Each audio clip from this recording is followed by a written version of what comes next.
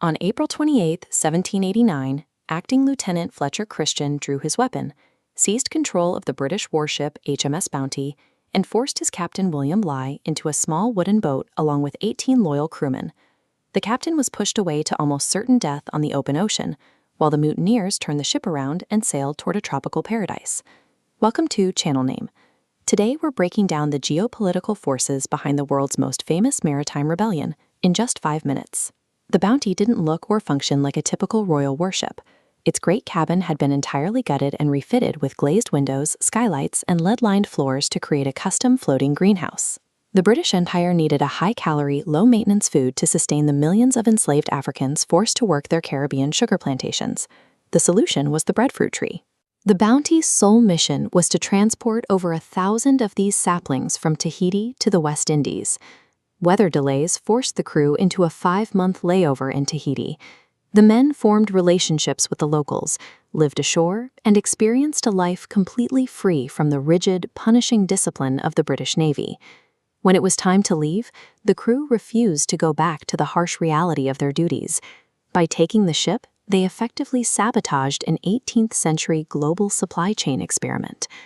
Cast adrift in a 23-foot launch, Bligh and his 18 loyalists were given 4 cutlasses, a compass, about 5 days' worth of water, and exactly 150 pounds of bread. The mutineers shouted their goodbyes, raised the sails, and left the loyalists bobbing in the water, overloaded to the point where the boat sat just sudden inches above the waves. This map shows the route Bligh navigated to reach safety. Using only a sextant and a pocket watch, he steered that overloaded rowboat across 3,600 nautical miles of open ocean. He lost only 1 man to a hostile encounter on land, finally reaching the Dutch settlement of Timor. By the time he returned to England 10 months later, Bligh was hailed as a brilliant navigator and a national hero for his survival. Meanwhile, Fletcher Christian knew he could not stay in Tahiti. Mutiny carried a mandatory death sentence, and the Royal Navy would eventually come looking for its stolen ship. He gathered a splinter group of 8 other mutineers, along with 6 Tahitian men and 12 Tahitian women, some of whom were taken against their will, and sailed eastward into uncharted waters. They settled on Pitcairn Island. A mapping error had placed it nearly 200 miles away from its actual coordinates, and its steep, rocky profile made it an absolute fortress against any approaching ships.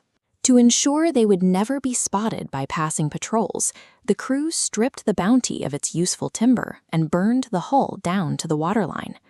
Captain Bligh had relied entirely on the navigational science of the British Navy to survive his ordeal, while his former lieutenant burned the very symbol of that empire to erase his existence entirely. The British Admiralty did not let the matter rest. They immediately dispatched a heavily armed frigate, the HMS Pandora, with express orders to hunt the Pacific and capture the mutineers. This aggressive response was a matter of state security. The British Empire relied on absolute maritime supremacy to maintain its global trade routes and colonial supply chains. If sailors believed they could hijack a royal vessel, kidnap locals, and successfully retire on a tropical beach, the discipline holding the entire navy together would collapse. The Pandora managed to capture 14 of the original crewmen who had stayed behind in Tahiti. Those who survived a subsequent shipwreck were hauled back to England in chains, court-martialed, and 3 were hanged. The Admiralty's exhaustive pursuit of the Bounty projected the absolute psychological authority of the British global order, turning a hunt for a stolen transport into a deterrent for the entire fleet. Back on Pitcairn Island, the utopia Fletcher Christian hoped to build was already tearing itself apart. The European mutineers divided the fertile land entirely among themselves, denying the Tahitian men any property rights.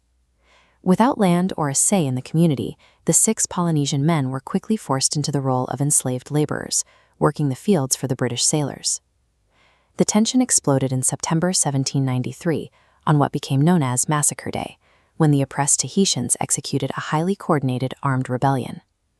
Fletcher Christian was working in his fields when the attackers arrived. He was shot and then hacked to death by the very men he had brought to the island. The initial rebellion sparked a complete societal collapse. Over the next few years, the survivors engaged in retaliatory killings, while others succumbed to severe alcoholism and even suicide, until nearly the entire adult male population was wiped out. When an American sealing ship stumbled upon Pitcairn in 1808, they found a quiet, deeply religious micro-society of women and children, led by John Adams, the single surviving mutineer. The descendants of this violent collision survived. Today, they still inhabit Pitcairn and Norfolk Island, where a portion of the community was later relocated. In their desperate attempt to escape the rigid structure of the Royal Navy and live in absolute freedom, the mutineers ended up building a miniature, blood-soaked tyranny of their own. If you found this breakdown helpful, subscribe to the channel for more 5-minute dives into the hidden geopolitics behind history's biggest events.